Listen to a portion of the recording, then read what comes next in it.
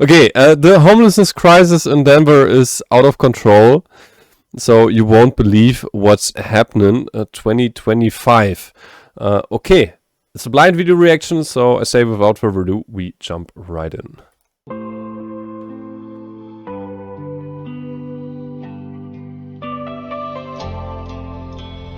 Tonight in Denver, entire neighborhoods are turning into parking lots for people with nowhere else to go. The city of Denver ordering a property owner to immediately stop renting out trailers and RVs on his properties. More than 4,000 residents, working, paying taxes, are now living in vehicles. It's a crisis hidden in plain sight, one the city keeps trying to tow away. But enforcement costs millions and fixes nothing, because what's really driving this disaster isn't poverty, it's policy. And once you see how it works, you'll never look at your city the same way again. The invisible city. Here's a number that'll make you stop scrolling. The average one-bedroom apartment in Denver costs $2,150. I was about to say, because like recently had someone like watching a video of mine who embraces an alternative lifestyle, like living out of an pickup truck in order to counter this this development within rent costs. Like we did also a video before, so like for those who are like interested in this topic, like I covered this one before.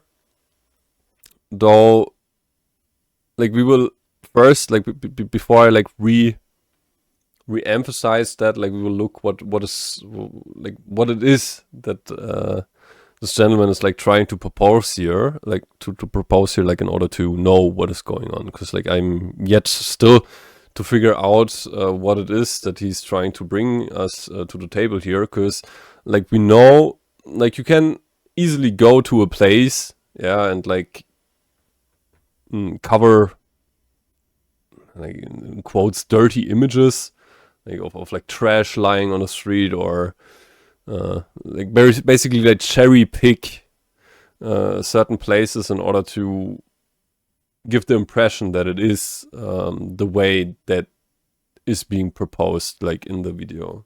Mayhem, hi, how are you doing? How was your day? Mayhem. A month right now. The median wage for workers in this city, $22.30 per hour before taxes. Do that math in your head for a second. After taxes, that's maybe $3,000 a month take home. Rent alone takes 70% of that income. And that's if you can even find a landlord who'll rent to you without demanding you make $3. And it was alright. I'm happy. Like a little bit strange, though. Like by now, like I'm super happy again. So it's like always interesting. Like with you guys, I'm getting super happy. Like, are you still under the weather, or like how do you feel, ma'am?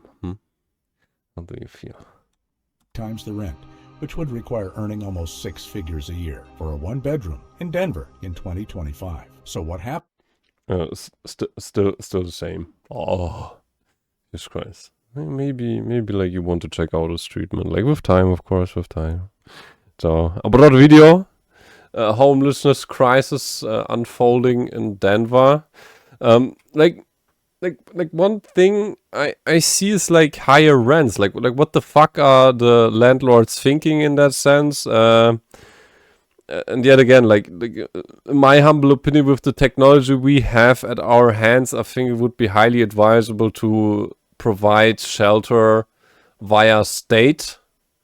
So like you have a minimum requirement of like houses that need to be built in order to fulfill like a governmental target in order to provide housing like for the people.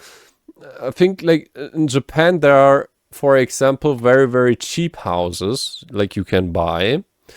I think like something in that direction, so that like housing costs go down and down and down.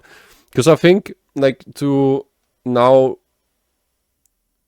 restate that I already covered this in a video, you have lots and lots of nepotism being present, and I think it's about time to like distribute housing to the people, and not just to small concise group of like people who own a lot of property, who then like drain the populace of their money. Where is the value from that? I think value comes from residents who are able to spend a lot on goods and services, so that you have a highly like a highly integrated company system within your city, like so that like housing is more affordable, so that people can spend more on technology, for example like subscriptions or like something like that, where you then have a more innovative surrounding, rather than you have a few established people who own everything. In my humble opinion, that this is stagnating to innovation. Liquidity stackers, quite boring. I think, like someone like I value a lot, like told me that once. Money is most beautiful when it's being spent, and like just people stacking money and stacking more money, and just like buying more houses to then like raise the price even further, and raise it and raise and raise. How about actually making it so that we have more infrastructure, we have more technology, we have more goods and services, like in that sense. I think this is a way better approach for the economy than like else, than like other approaches. You a bit mentally drained though. Like, did something happen, or like is everything alright? Mentally drained. Oh. Happens when the math stops working. People don't vanish. They don't leave the state, they adapt, they move into vehicles, they park where they can, and then the city starts moving them every 72 hours, like a game of musical chairs where losing means losing. You can't tell. It's okay, man. Like if you can't, you can't. So always know, like I'm always there for you guys. Like if something happened. Everything you own. In the next 11 minutes, you're going to see what really happens when a city grows faster than its capacity to house people. You'll understand the exact sequence of events that turns working families into vehicle dwellers. You'll meet people living this reality right now, and you'll see the solutions that other cities have already implemented successfully, solutions Denver refuses to try.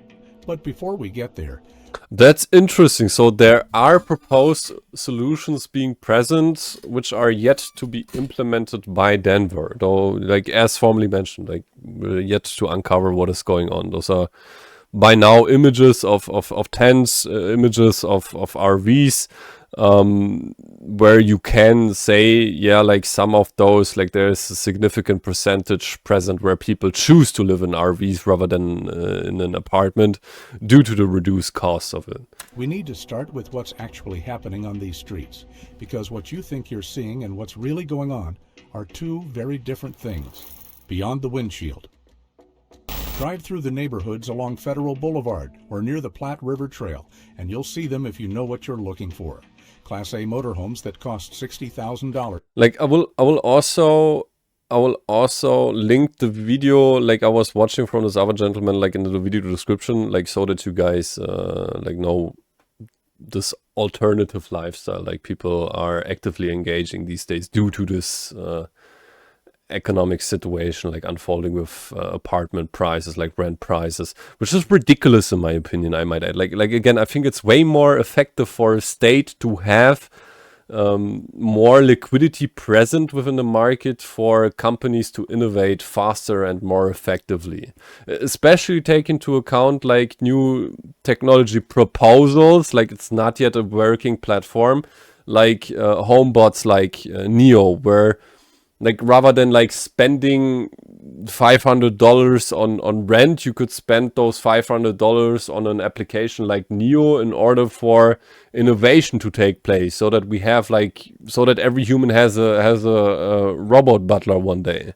When they were new, now held together with duct tape and hope. Conversion vans with curtains made from bed sheets, pickup trucks with camper shells and condensation coating the inside of the windows, Toyota Priuses with completely blacked out windows and someone's entire life packed into the back seat. These aren't abandoned vehicles. These are people's homes, and the people living in them aren't. Yeah, and like just those images, like there are people who actively choose to live in RVs like as an alternative life choice. So like I will link the video in the description below. Like there are people who do this because they want to do that. So like not everyone there is like forced. I think like tents, like where people live in tents and where they don't have an RV or car. Like I think like car is critical. And tent is critical, like in that sense. Though, like yet again, we're still to uncover like what is happening here. Transients or drifters. They are certified nursing assistants. Like hereby not excusing the rent prices which are currently present on the markets, because they are ridiculous. And like again, I don't see any reason for people to stack up liquidity. What the heck? Assistants working overnight shifts at hospitals. They're line cooks at the restaurants you eat at. They're delivery drivers bringing packages to your door. They're retired veterans on fixed incomes. They're single mothers working 2 jobs and still falling short every month. The thing about vehicle dwelling is that it requires structure and discipline that most people never have to think about. You have to know where you can park legally. You have to track which streets get swept on which.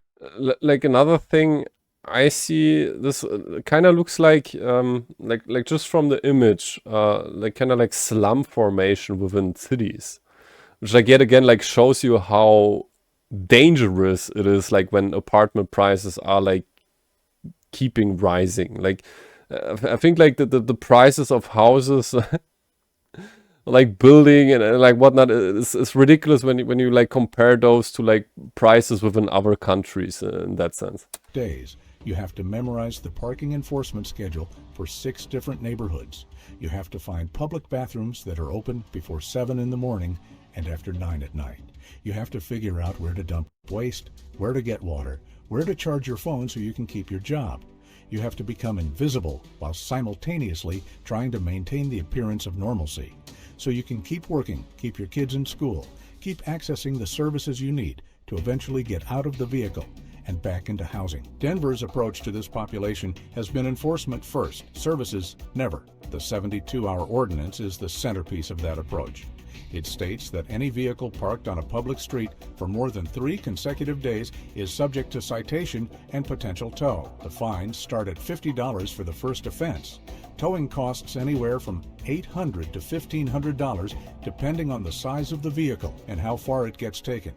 For someone already living paycheck to paycheck in a vehicle, that's not just a fine, that's total catastrophe. That's the loss of shelter, transportation, and every single possession you own all at once. I agree in that sense. Like for those people who do not choose to actively live in an RV, where like people who are actively affected by poverty, like who don't have like another choice, like that's devastating. Like I agree, and again, like I see nepotistic structures,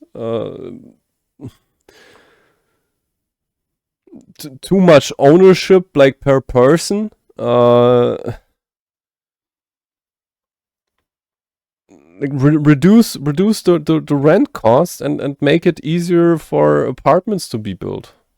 Like do like a fixed amount, like a fixed numeric amount of like houses who need to be built per year, like in order to have an edge for like houses where people like then can like go there and live there, like in that sense. And once a vehicle gets impounded, most people never get. get it back because they can't afford the fees. They end up on the street with nothing, which is exactly where the cascade really begins. These stories aren't hopeless. They're proof that change works when we choose it. Subscribe now because the solutions are coming, and you can be part of them. When the math breaks down, here's how the system takes working people and turns them into vehicle dwellers, then takes vehicle dwellers and turns them into street homeless. It happens in 5 movements, 5 cascading failures that follow each other with mathematical precision. And once the first one hits, the rest follow like clockwork. The rent trap. Let's slow down and walk through the actual economics that make vehicle homelessness inevitable for thousands of people. You work 40 hours a week at $22 an hour. That's gross income of $45,760 per year. Sounds almost middle class, right? After federal taxes, state taxes, Social Security, and Medicare, you're taking home about $34,000. That's $2,833 per month. Now let's add up your fixed costs. Rent is $2,150. That leaves you with $683 for the entire month. Car payment, $250. Car insurance, $140. Gas, $180. Phone, $70. That's $640. You now have $43 left for the month. For food, for medical care, for clothing, for anything unexpected. You're not making bad choices. You're not being irresponsible. You're working full-time, and the math simply does not close. So you try to make it work anyway. You skip meals. You drive less. You ignore the check engine light. You don't go to the doctor when you get sick because the copay is $40 and you don't have $40. You hold on. You keep showing up to work. You keep paying what you can. It's like why I argue to remove healthcare. Just remove it, bro. And then something breaks. Your car needs a repair. You can't defer anymore. Your hours get cut because business is slow. You get like the healthcare insurance system, like in that sense. Sick and miss a week of work. Your landlord decides to raise the rent by $300 because the building down the street is charging that much now, and why shouldn't they? You fall behind. 1 month, 2 months, 3 months. The eviction notice comes. You have 30 days. You look for another apartment, but every single one wants first month's rent, last month's rent, security deposit, and proof that you earned 3 times the monthly rent. You'd need $9,000 in cash just to move into a new place. You don't have $9,000. You don't have $900. You barely have $90. So the eviction proceeds. The sheriff shows up. You have 2 hours to get everything out. And now you're standing on the sidewalk with your belongings and nowhere to go. If you're extremely fortunate, you have a vehicle. Maybe it's the pickup truck you bought 10 years ago for work. Maybe it's an old RV your parents gave you when they upgraded. Maybe it's just your regular car. Whatever it is, it becomes your only option. Not because you want to live in it. Not because you're choosing some kind of alternative lifestyle, but because the alternative is the literal street. So you pack what fits. You leave behind what... Yeah, like for those who don't choose this alternative lifestyle, this seems to be like a logically conclusive chain of events that is like happening to people like in that aspect. What doesn't? And you start living in your vehicle, which immediately triggers the next failure, the perpetual motion machine. You need somewhere to park, somewhere you won't get harassed, somewhere relatively safe, somewhere with access to a bathroom, ideally, or at least a gas station or fast food restaurant where you can use the facilities without getting kicked out. In a rational system, in a city that actually wanted to help people, there would be designated areas for this. Safe parking lots with basic services, legal overnight parking zones, some kind of infrastructure that acknowledges reality instead of criminalizing it. Denver has none of that. What Denver has is 4 million square feet of underutilized industrial land, empty lots owned by the city, parcels near light rail stations that sit vacant except for gravel and weeds, spaces under overpasses, stretches of street in commercial areas where nobody goes at night. All of this could be converted into safe parking, but it hasn't been. Instead, you're left with public streets and the 72-hour rule. Well, like, I understand what this gentleman is proposing here. I'd say to go above and beyond that and look who is raising the prices. Why are they able to raise the prices? Reduce those prices. Reduce them. And, like, go ahead with a oversupply, like with an overhead supply of like housing opportunities. So that the state gives a number where the people are required to like build a fixed amount of houses in order to meet the demand and enlarge cities that way. This would be like my approach. which means you're not parking. You're constantly circling. Sunday, you're on West Colfax. Tuesday, you move to a side street near the river. Thursday, you're back on Federal Boulevard. Saturday, you're in a different neighborhood entirely. You learn the rhythms of parking enforcement. You know that certain areas get checked at 6 in the morning, others not until 9. You know which neighborhoods have residents who call the police immediately, and which ones mostly leave you alone. You know where the street sweeping happens, and on which days. You become an expert in invisible survival. But here's what you can't do while you're moving every 3 days. You can't establish residency anywhere. You can't get mail. You can't use an address on job applications. You can't register your vehicle because registration requires proof of address. And without current registration, you can't renew your driver's license. Without a valid license, you can't legally drive, which means you can't get to work, which means you lose your job. The system doesn't just fail to help you. It actively punishes you for being in the situation it created. Meanwhile, other cities Like those those chains of events, they are all logical. Like they're conclusive. This is absolutely logical. Like in my humble opinion, create an overhead of housing opportunities. I think it's ridiculous that because like at one point you won't have any more people like being able to pay rent if this is like keeping up. This is wild. It looks to me like self-destructing.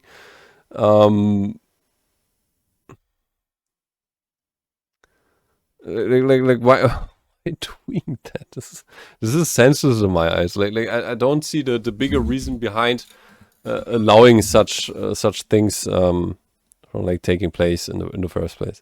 figured this out years ago. San Diego operates a safe parking program with 6 lots across the city. People living in vehicles can park legally, access bathrooms and security, and work with case managers toward permanent housing. The success rate is 87% of participants transitioning into stable housing within 12 months. The cost per person is roughly $4,000. Denver could replicate this program tomorrow. The city has the land. Local nonprofits have the expertise.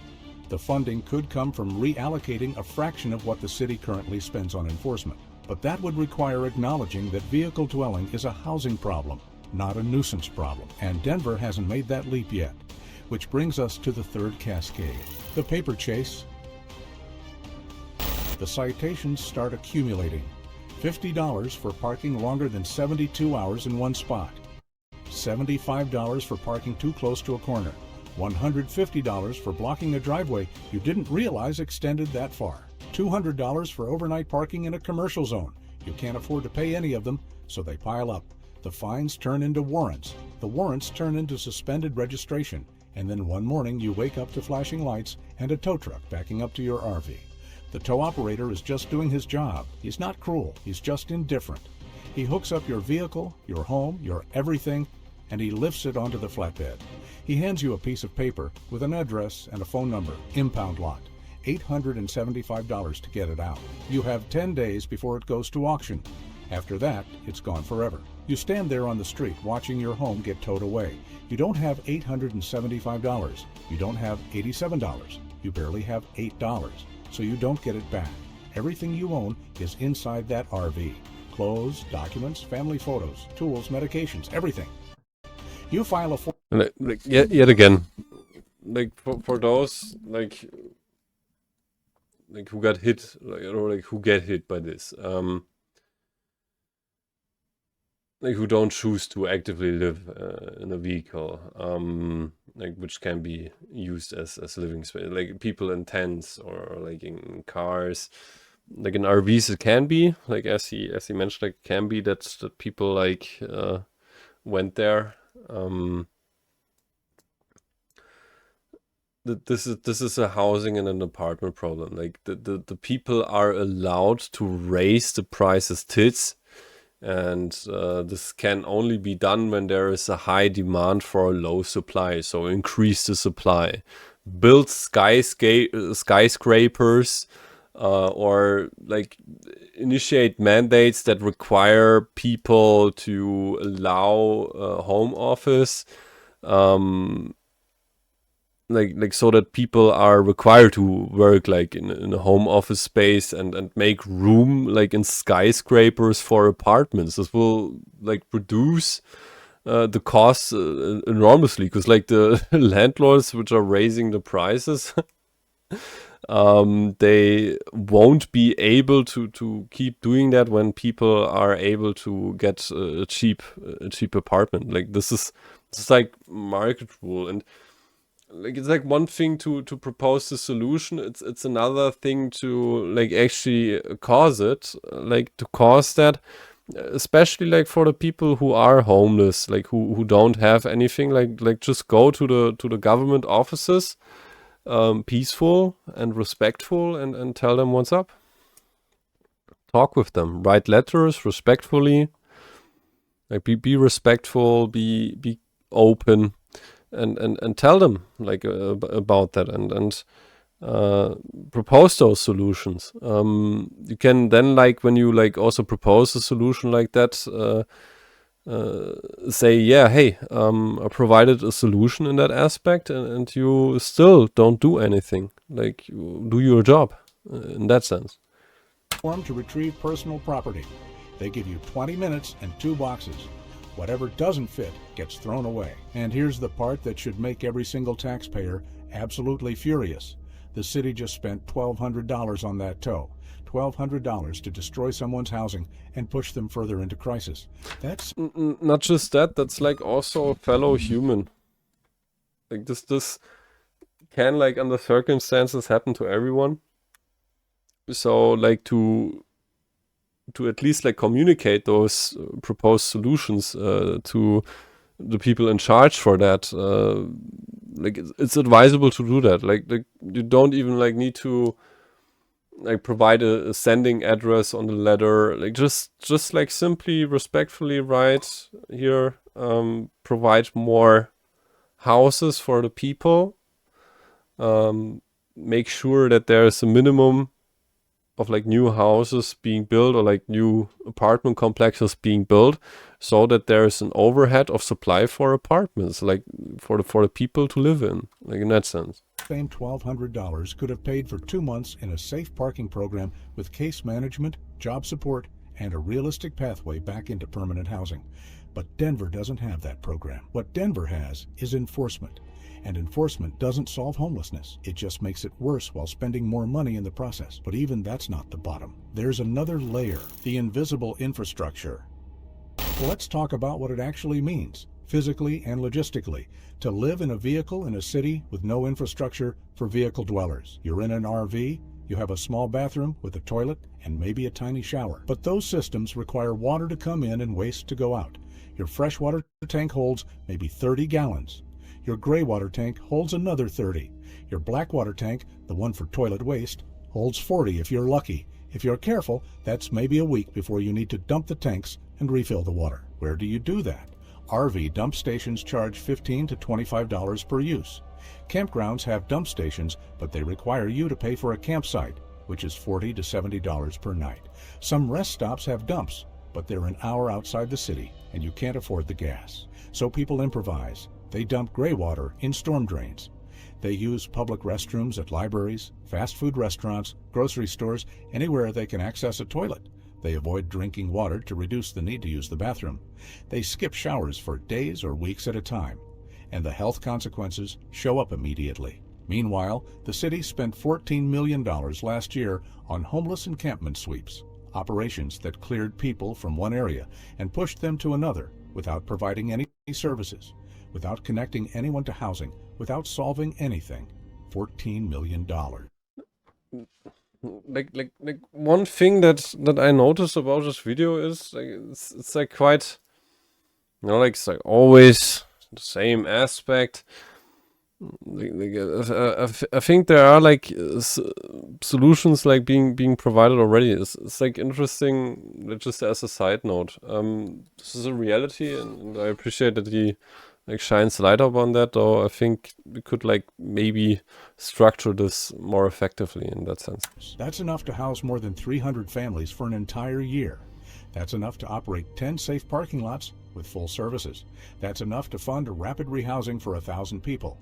But instead, it went to sweeps, to enforcement, to making the problem. But like also like shining light up on this, I think a hybrid as like solution would also be quite fitting, like so that people have those parking lots.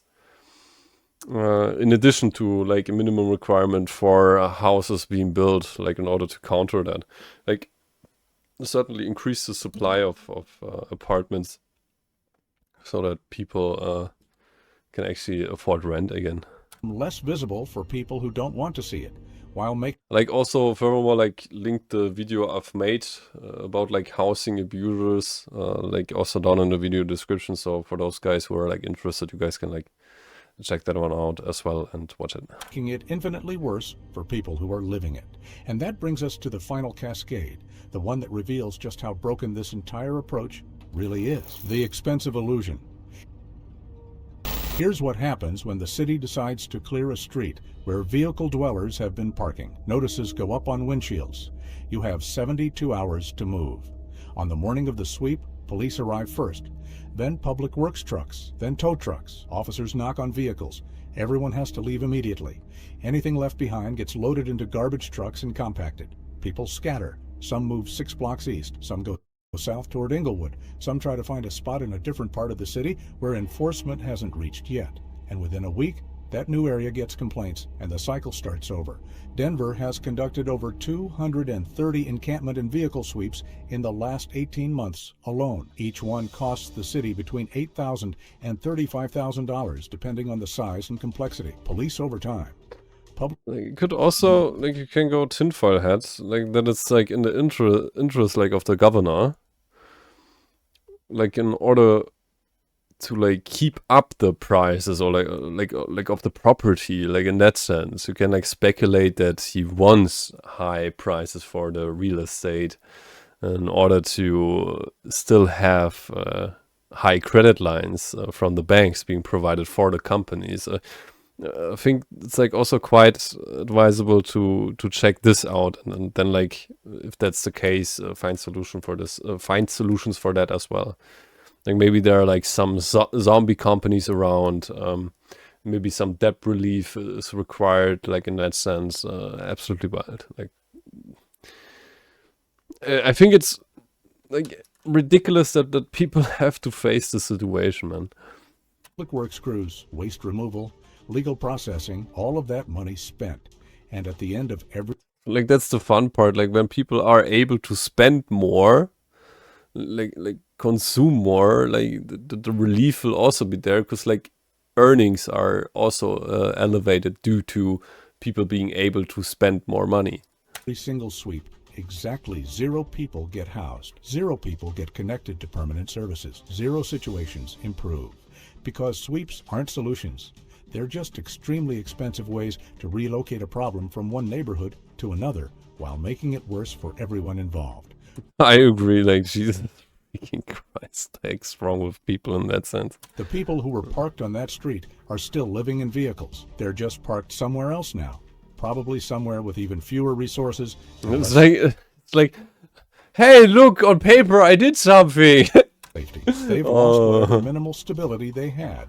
If they were working with a case manager, that connection might be severed because the case manager doesn't know where they went. If their kids were enrolled in school, they might have to switch schools or face longer commutes. If they were close to getting an ID or a document they needed, that process just got disrupted. The sweep didn't help them, it hurt them, and it cost taxpayers tens of thousands of dollars to make their lives harder. That's not policy, that's cruelty with a budget line. 3 lives, 1 crisis. Before we talk about solutions, before we get into policy and programs and what could work, you need to understand this crisis at the human level, not as statistics, not as policy debates, as people. Real people with names and histories and futures that depend entirely on whether anyone decides to help. Let me introduce you to three of them. Robert is 66 years old, retired diesel mechanic, worked for the same trucking company in Commerce City for 39 years. Never missed a shift, never called in sick unless he absolutely couldn't stand up. Saved money, bought a house in Globeville in 1993. Small place, 2 bedrooms, nothing fancy, but it was his. He paid it off in 2015, 10 years early. He was proud of that, thought he was set for retirement. Then the neighborhood got rezoned for mixed-use development. Property values shot up, so did property taxes. His annual tax bill went from $2,000 to almost $9,000 in 3 years. His pension is $1,400 a month. Social Security is another $1,100. He couldn't make the math. Like the thing about rising property prices, like hereby referring to real estate, is it grants you a higher credit line for the bank. Like when you own a company, for example, and real estate, you can like give the buildings as security for your credit line. And like if the value of the property increases, you can also increase the credit line. So like more money out of thin air, like fake money in a sense, if you want. Work. He sold the house in 2022, paid off some debts, bought a camper for $12,000. Figured he'd live in that and bank the rest for emergencies. Now he parks on Brighton Boulevard, half a mile from the shop where he used to work. He's been there for almost 2 years. He has a gym membership for showers. He has a VA card for medical care. He has friends who let him use their address for mail, but he doesn't have a home. And every 3 days, he has to move his truck to a different spot, circle the block, and find another place to park. He's 66 years old. He worked his entire adult life. He owned his home, and now he lives in a 1987 Chevy camper with a heater that works maybe half the time, trying to stay warm through Denver winters, waiting for his name to come up on the senior housing list. He applied 3 years ago. He's still waiting. Angela and her husband Marco are both 34. 2 kids, ages 7 and 9. Marco does construction framing. Angela works at a King Soopers. Combined, they make about $56,000 a year. They were renting a 3-bedroom apartment in Lakewood for $1,800 a month. It was tight but manageable. Then the building got sold. New owners came in, raised the rent to $2,400. Angela and Marco couldn't cover the increase. They looked for another place.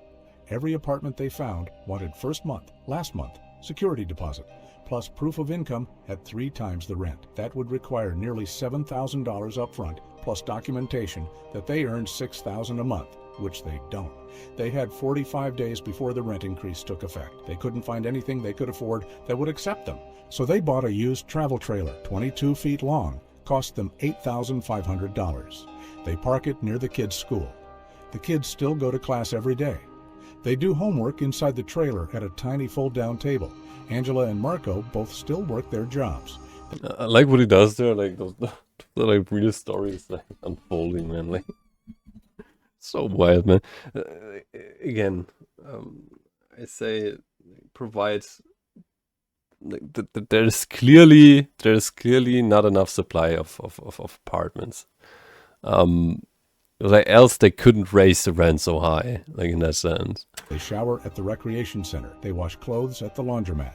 And every 72 hours, they hook up the trailer, move it to a different street, unhook it, and set up again. They're not unemployed. They're not on drugs. They're not lazy. They're working full time, and they got priced out. And now they're 1 citation away from losing everything. Shanice is 29, single mother. Her daughter Maya just turned 6. Shanice was working as a home health aide, $12 an hour plus mileage. She was barely making it work, but she was making it work. Then her car broke down. Transmission. Repair estimate was $3,000. She didn't have $3,000. She didn't have $300. Without a car, she couldn't get to her clients' homes. She missed 3 shifts trying to figure out transportation. Her supervisor fired her. She fell behind on rent, got evicted. For 2 months, she and Maya lived in Shanice's Honda Civic. No room to lie down, no heat, except the engine running intermittently when Shanice could afford gas. Maya missed school because Shanice couldn't get her there consistently. Then a friend told Shanice about a nonprofit running a tiny safe parking pilot program on the north side. 20 spaces, porta potties, security guard at night. Case manager who came by twice a week. Shanice got a spot. Within 2 weeks, the case manager helped her get a replacement ID and social security card, documents she'd lost during the eviction. Within a month, Shanice had a new job at a call center, something she could get to by bus. Within 90 days, she was in transitional housing. Today, 14 months later, she's in her own apartment with a lease. Maya has her own bedroom. They have a kitchen, a bathroom, stability, and Shanice is training to become a peer navigator, helping other women get out of vehicles and into housing. That's a story about structural failure. And the only difference between Robert, Angela, Marco, and Shanice isn't effort or character. It's access. Access to a program that worked. A program that doesn't exist at scale in Denver, but it could, because other cities already proved it's possible. The roadmap exists. Let's talk about solutions, not theoretical ones, not aspirational ideas that might work someday. Real programs, operating right now in real cities, with actual data showing they work. Programs Denver could replicate starting tomorrow, if anyone had the will to do it. San Diego runs something called the Safe Parking Program, started in 2013, currently operates 6 lots across the city. The program is dead simple. Vehicle dwellers get a legal place to park, they get access to bathrooms, they get security so they can sleep without worrying about getting robbed or harassed, and they get assigned a case manager who helps them navigate the path back to housing. Participants can stay as long as they're actively working toward their goals. No arbitrary time limits, no 72-hour shuffling, just stability while they rebuild. The results? 87% of participants transition into permanent housing within a year. The cost per person is about $4,200. That's less than the cost of 3 encampment sweeps. And unlike sweeps, this actually ends people's homelessness instead of just moving it around. Yeah, like now hearing this data, I think it's very advisable to go ahead and grant a hybrid approach. Like on one hand, create more housing and apartments, and on the other hand, like do this like for the people who are already within this situation so that they can get out of it. Los Angeles runs a more intensive version called Safe Park LA. It's not just parking, it's a full vehicle triage center. On-site services include showers, laundry, mail access, legal aid, mental health counseling, and medical care. Participants work with housing navigators who help them get IDs, apply for benefits, search for apartments, and navigate the lease application process. The program tracks specific metrics. Average time from intake to document recovery, 15 days. Average time from intake to employment or benefits approval, 37 days. Average time from intake to lease signing, 4.5 months. And here's the number that matters most. 85% of participants are still housed 2 years later. That means they're not cycling back into homelessness. They're staying stable. Denver has nothing remotely comparable to this, but it absolutely could. Seattle took a different approach with master lease programs. The city and several large nonprofits lease entire apartment buildings. Then they sublease individual. Yeah, like again, I think it's very advisable to investigate why this hasn't been done in the presence of this data. Like, it could be that the governor, like of Denver, is required to uphold his current views in that sense. I don't know. It's just highly speculative. This is tinfoil hat. I could be completely wrong. Like finding out like why particularly they don't implement those solutions. Individual units to people transitioning out of homelessness. No credit checks, no background checks beyond sex offender registry, no requirement to prove income at 3 times the rent, just a lease and a case manager. Participants pay 30% of their income toward rent, whatever that income is. The program covers the difference. Over time, as people's income increases, they take on more of the rent until they're paying market rate or they transition to their own lease. The data So like, as mentioned, I think that this proposal in terms of a solution more like decreases the demand of like rental prices. Because like in exchange, like the playbook behind increasing rent prices, like from a landlord perspective, basically introduced the negotiation with employers to increase pay. So like when the rent gets increased, like one thing you can do is to ask your job provider to increase salary.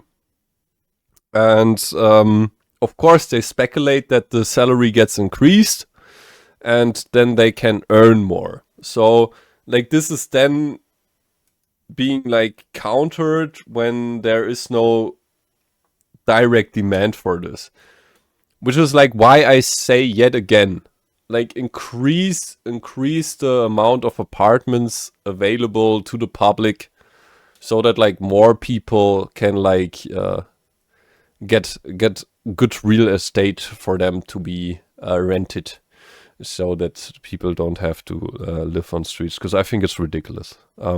Honestly, with the technology, we can literally 3D print houses, man.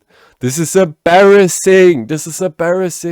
Like, low-key increase the supply of apartments, and then those people who increase their rents, they can look at the increased number on their sheet and think, oh, yes, and they will have no one moving in there, because there are way cheaper alternatives being at present. It's funny how homelessness can be solved with just $159 million in America. Damn, like you saw a video in that sense. They won't tax the rich correctly. Like that's a thing. And I understand this. I understand the statement. Though you can't, like, from our current system, like, how does our system work? You provide the bank with securities, and the bank gives you in exchange money for the security. So what do company owners do? They buy property and give this property as a security backing to the bank. So why do people want increased rent prices, increased housing prices? Well, because they get more money from the bank. Basically, when the price of the house is rising, they can go to the bank and say, okay, I want my line of credit being increased. And an increased line of credit also means higher interest payment. So therefore, they increase the rent in order to cover the interest on the credit line they've been provided with by the bank, which is why you also always, like, not always, like most of the cases have people who own real estate on a magnificent level also own a company somewhere, because they buy the real estate in order to give it as a security to the bank. And that's why they increase rent in order to cover the interest payments that come along with it. They don't care. They don't care about anything else. They just want more liquidity in order to, in exchange, therefore get more property, and then due to the rising prices within the market, they can buy and buy and buy and buy and buy and basically increase rents this way. This is a market exploit being present within our market, and which has to be addressed for by oversupplying the market with more apartment and like housing opportunities, and also reducing ownership of like houses, so like that people can own like at maximum like 4 houses or whatnot. Then you think you accidentally took your dance girlfriend's daughter's shorts and wore them as underwear? Oh, your girlfriend currently defending your name from her mom. Her mom was mad you didn't have a job. You got a job, so you would leave. Now she's mad at you for having a job after the 12th grade. Like, that woman, you're really... Oh, the mom sounds like she just wants to complain. Like from my humble analytical perspective, it looks like, yeah, like it could be that the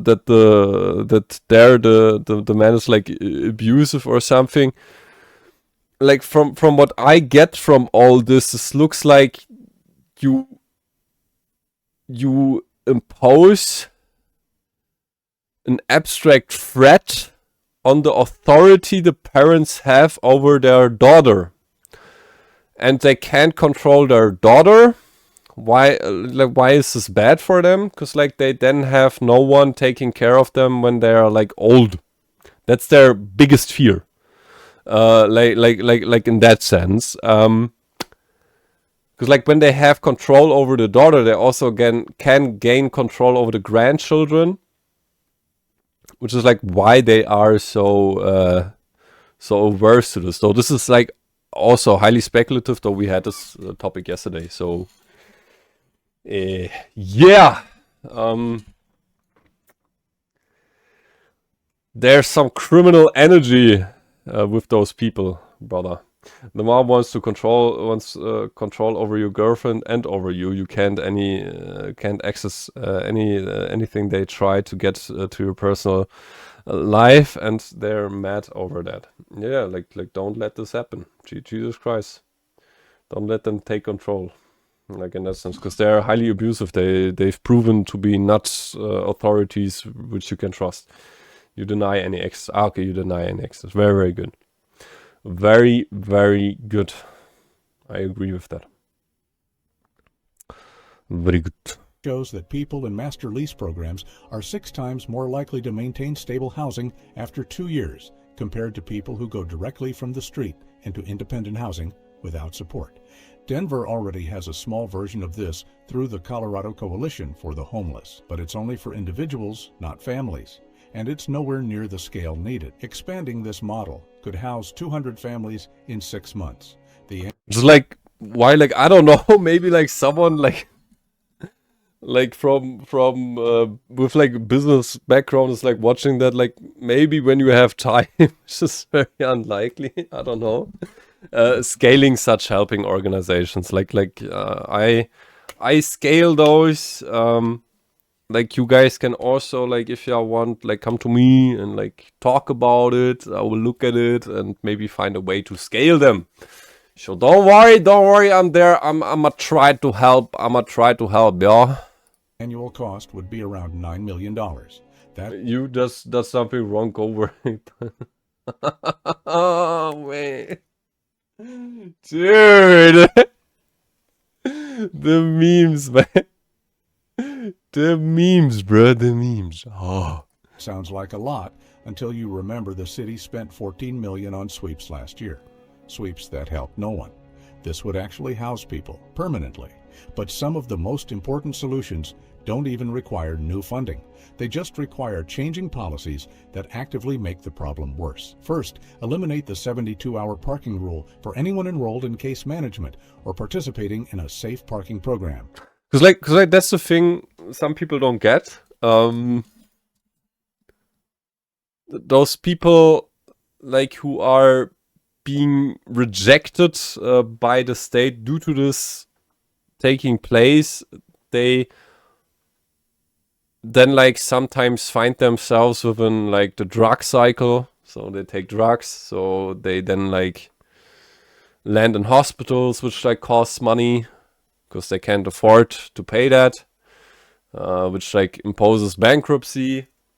And like this just costs money. Next thing is they also sometimes land in criminal statistics.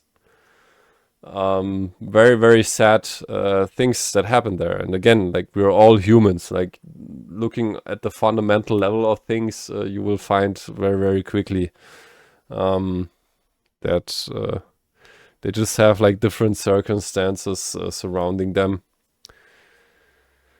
And yeah, like I hope that this video like also like helps solving the situation, like at least a little bit. So again, like write letters, increase supply of housing opportunities, help those helping organizations, alleviate the pain for now, so that the demand is decreased. So like demand decrease, supply increase.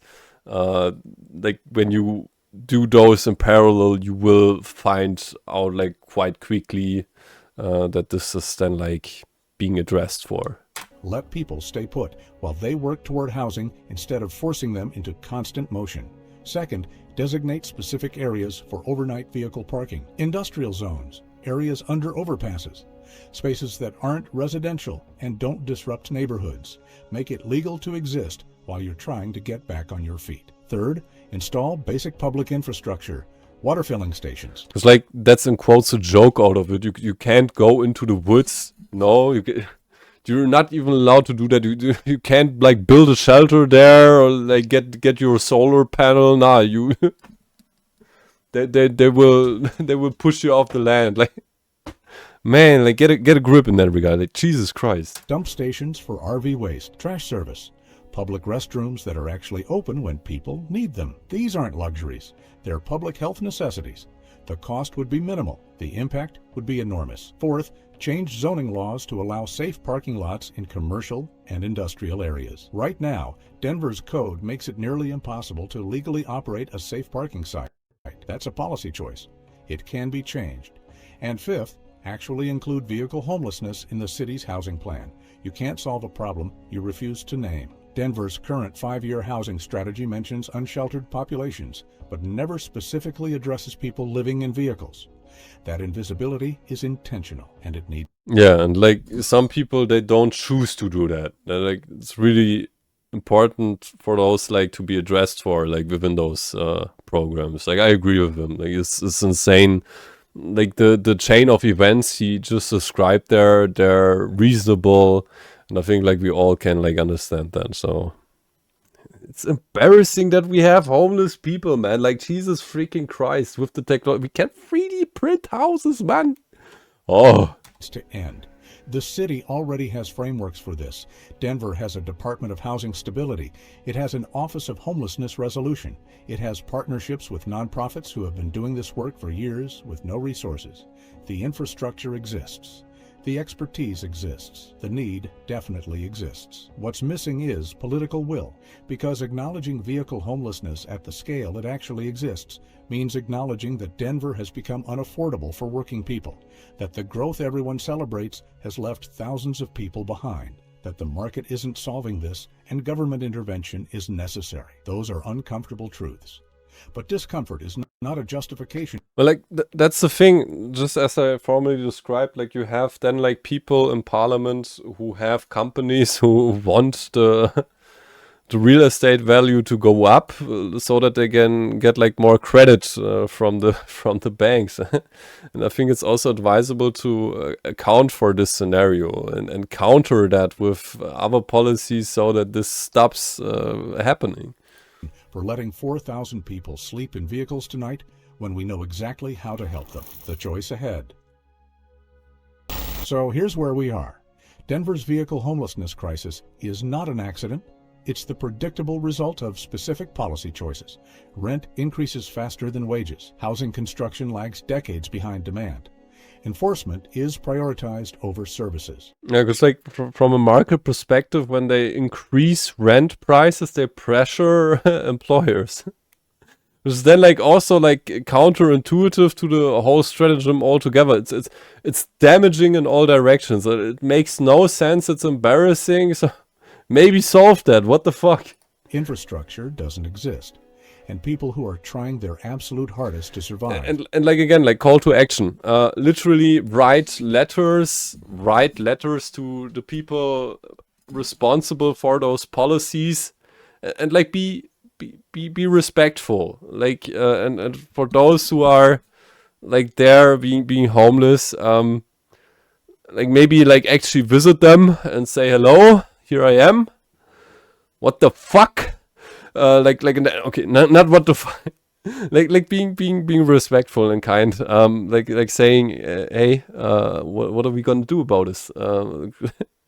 Because they can't even like go somewhere and build a shelter. So should they die on spot or what the frick?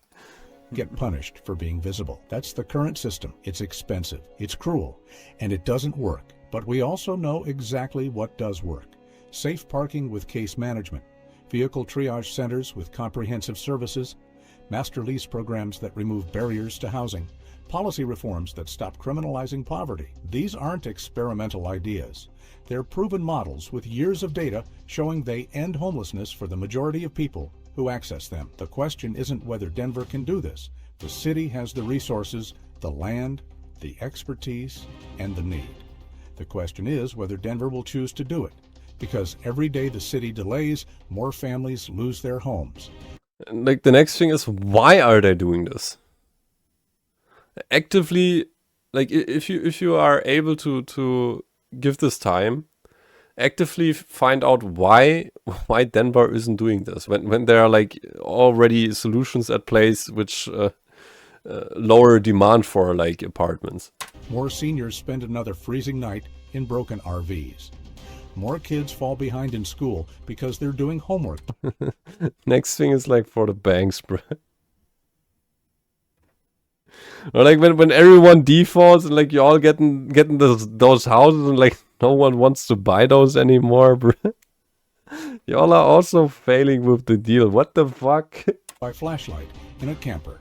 More working people get pushed further into crisis, and more taxpayer money gets wasted on enforcement and sweeps that solve absolutely nothing. This isn't sustainable, it's not humane, and it's completely preventable. Other cities made different choices. San Diego, Los Angeles, Seattle, even smaller cities like Eugene, Olympia, and Sacramento. They invested in infrastructure. They created legal pathways out of vehicle dwelling. They chose to help people instead of punish them. And their unsheltered numbers dropped as a result. Denver can do the same thing. But it starts with seeing this clearly, not as a parking problem, not as a public nuisance, but as a housing crisis that demands a housing solution. And it starts with people like you refusing to look away. If you made it this far, thank you. You're part of the solution now. Share this video. Talk about what you learned. Ask your city council representatives what Denver's actual plan is for vehicle dwellers. Ask them why the city doesn't have safe parking. Yeah, and like actively write letters to them, or like send an email. Like you don't even need to. I think a letter is more comfortable because you like can just leave the sender address empty. So like when you're like worried in that sense, just like confront them with it. Programs. Ask them why enforcement gets $14 million. While services get nothing, because silence protects the status quo, and the status quo is failing thousands of people right now, tonight, while we have all the tools we need to help them. Hit subscribe so you don't miss it, because this crisis is absolutely solvable. We just have to choose to solve it, and that choice starts now. Das Messer war zu gut. Very, very good with this meaty end image. Was a good video. I enjoyed it really much. I think that's a good cause. So like I will link the video, like the original video, down in the video description below. So like go there, subscribe, like, comment, be nice. So YouTube, you guys. With that being said, as usual, till the next time, love you guys and peace.